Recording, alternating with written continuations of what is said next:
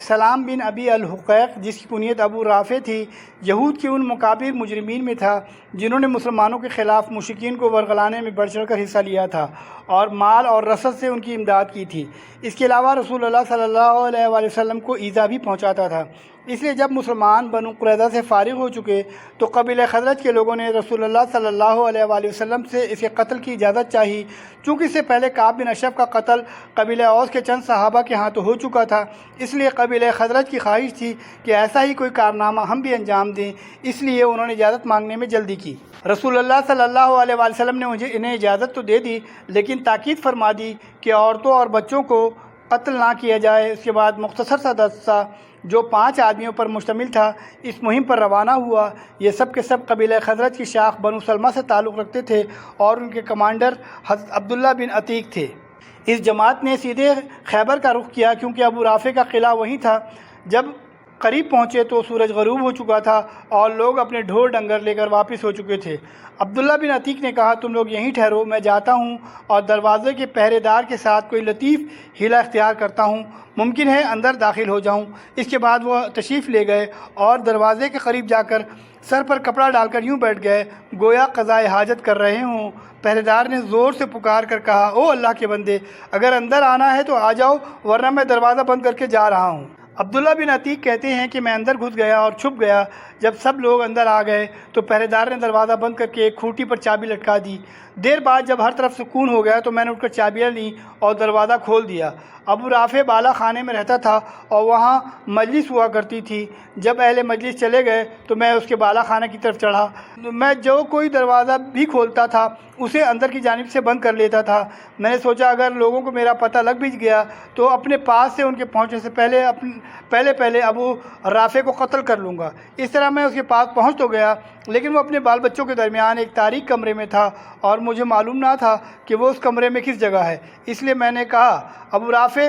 اس نے کہا، یہ کون ہے؟ میں نے جھٹ آواز کی طرف لپک کر اس پر تلوار کی ضرب لگائی، لیکن میں اس وقت ہڑبڑایا ہوا تھا، اس لیے کچھ نہ کر سکا۔ ادھر اس نے زور کی چیخ ماری، لہٰذا میں جھٹ کمرے سے باہر نکل گیا اور ذرا دور ٹھہر کر پھر آ گیا اور آواز بدل کر بولا، ابو رافع یہ آواز کیسی تھی؟ اس نے کہا، تیری ماں برباد ہو، ایک آدمی نے مجھے ابھی اس کمرے میں تلوار ماری ہے۔ عبداللہ بن عتیق کہتے ہیں کہ اب میں نے ایک زوردار ضرب لگائی جس سے وہ خون میں لت پت ہو گیا، لیکن اب بھی میں اسے قتل نہ کر سکا تھا، اس لیے میں نے تلوار کی نوک اس کے پیٹ پر رکھ کر دبا دی اور وہ اس کی پیٹ تک جا پہنچا۔ میں سمجھ گیا کہ میں نے اسے قتل کر لیا ہے، اس لیے میں اب ایک ایک دروازہ کھولتا ہوا واپس ہوا اور ایک سیڑھی کے پاس پہنچ کر یہ سمجھتے ہوئے کہ زمین تک پہنچ چکا ہوں، پیر رکھا تو نیچے گر پڑا۔ چاندنی رات تھی، پنڈلی سرک گئی۔ میں نے پگڑی سے اسے کس کر باندھا اور دروازے پر آ کر بیٹھ گیا اور جی میں کہا، آج جب تک یہ معلوم نہ ہو جائے کہ میں نے اسے قتل کر لیا ہے یہاں سے نہیں نکلوں گا۔ چنانچہ جب مر نے بانگ دی تو موت کی خبر دینے والا قلعے کی فصیل پر چڑھا اور بلند آواز سے پکارا کہ میں اہل حجاز کے تاجر ابو رافع کی موت کی اطلاع دے رہا ہوں۔ اب میں اپنے ساتھیوں کے پاس پہنچا اور کہا، بھاگ چلو۔ اللہ نے ابو رافع کو کیفر کردار تک پہنچا دیا۔ چنانچہ میں نبی کی خدمت میں حاضر ہوا اور آپ سے واقعہ بیان فرمایا تو آپ نے فرمایا، اپنا پاؤں پھیلاؤ۔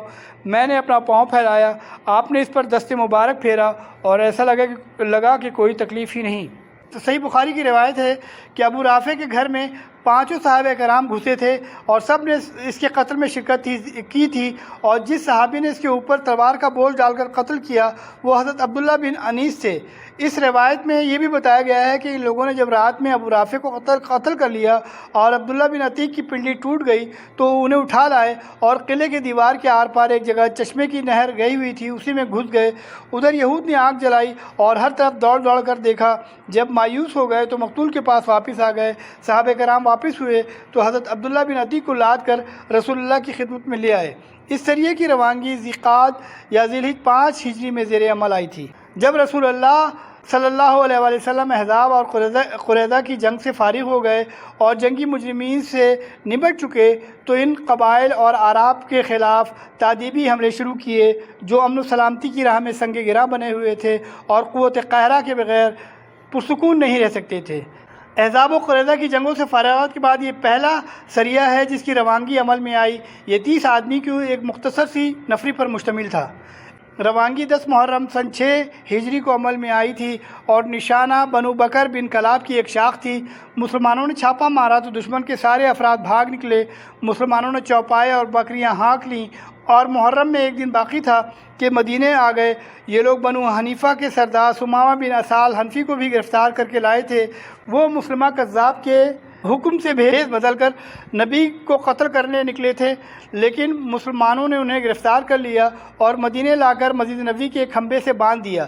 نبی تشریف لائے تو دریافت فرمایا، ثمامہ تمہارے نزدیک کیا ہے؟ انہوں نے کہا، اے محمد، میرے نزدیک خیر ہے۔ اگر تم قتل کرو تو ایک خون والے کو قتل کرو گے، اگر احسان کرو تو ایک قدردان پر احسان کرو گے، اور اگر مال چاہتے ہو تو جو چاہو مانگ لو۔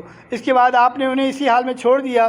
پھر آپ دوبارہ گزرے تو پھر وہی سوال کیا اور ثمامہ نے پھر وہی جواب دیا۔ اس کے بعد آپ تیسری بار گزرے تو پھر وہی سوال و جواب ہوا۔ اس کے بعد آپ نے صحابہ سے فرمایا کہ ثمامہ کو آزاد کر دو۔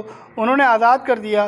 ثمامہ مسجد نبوی کے قریب کھجور کے باغ میں گئے، غسل کیا اور آپ کے پاس واپس آ کر مشرف با اسلام ہوئے۔ پھر کہا، خدا کی قسم، روئے زمین پر کوئی چہرہ میرے نزدیک آپ کے چہرے سے زیادہ مبغوض نہ تھا، لیکن اب آپ کا چہرہ دوسرے تمام چہروں سے زیادہ محبوب ہو گیا ہے، اور خدا کی قسم، روئے زمین پر کوئی دین میرے نزدیک آپ کے دین سے زیادہ مبغوض نہ تھا، مگر اب آپ کا دین دوسرے تمام ادیان سے زیادہ محبوب ہو گیا ہے۔ آپ کے سواروں نے مجھے اس حالت میں گرفتار کیا تھا کہ میں عمرے کا ارادہ کر رہا تھا۔ رسول اللہ نے فرمایا، خوش رہو، اور حکم دیا کہ عمرہ کر لیں۔ جب وہ دیار قریش میں پہنچے تو انہوں نے کہا، ثمامہ تم بددین ہو گئے ہو؟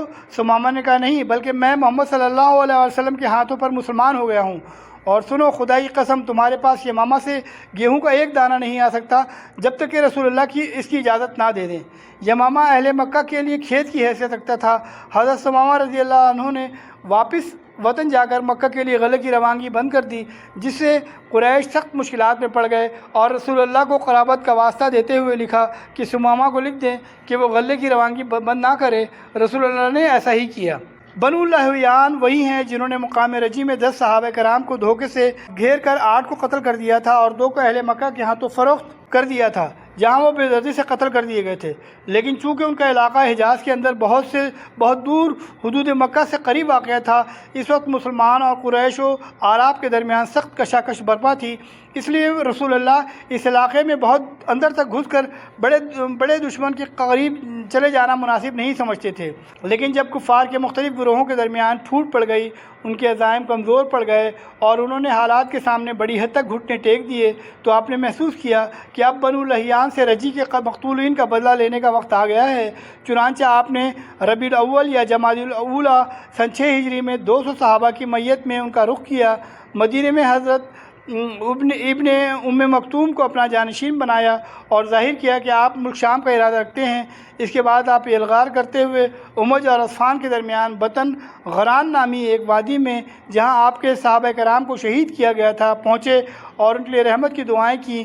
ادھر بنو لہیان کو آپ کی آمد کی خبر ہو گئی، اس لیے وہ پہاڑ کی چوٹیوں پر نکل بھاگے اور ان کا کوئی بھی آدمی گرفت میں نہ آ سکا۔ اس مہم سے فارغ ہو کر رسول اللہ نے پے در پے فوجی مہمات اور سریے روانے فرمائے۔ ربیع الاول یا ربیع الاخر سن 6 ہجری میں حضرت عکاشہ بن محسن رضی اللہ عنہ کو 40 افراد کی کمان دے کر مقام غمر کی جانب روانہ کیا گیا۔ یہ بنو اسد کے ایک چشمے کا نام ہے۔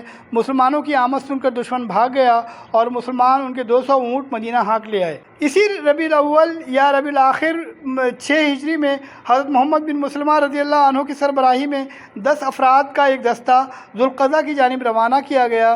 یہ مقام بنو سولبہ کے دیار میں واقع تھا۔